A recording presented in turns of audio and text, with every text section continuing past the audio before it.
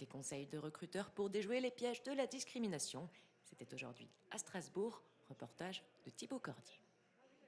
L'entretien d'embauche est le premier lieu de discrimination en France. Pour tenter d'y remédier, l'association à compétences égales fait un tour de France pour conseiller les chercheurs d'emploi à surmonter cette difficulté. Aujourd'hui, étape strasbourgeoise à l'ISEG, école de formation en marketing et communication. Ça se passe sur présentation de consultants qui donnent leur journée à compétences égales pour recevoir des candidats potentiels, des personnes qui ont besoin d'être accompagnées, suivies et d'être en même temps, coachées. Il y a 24 thèmes de discrimination en réalité.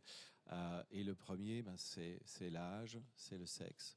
Et puis derrière viennent le handicap, viennent l'origine.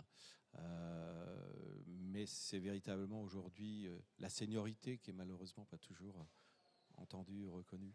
Toute la journée, une dizaine de consultants de différents cabinets de recrutement a reçu à tour de rôle jeunes diplômés et seniors en reconversion. Les conseils que moi je donne, c'est effectivement d'être très factuel, d'expliquer d'une part ce qu'on a pu faire pour un jeune durant ses stages.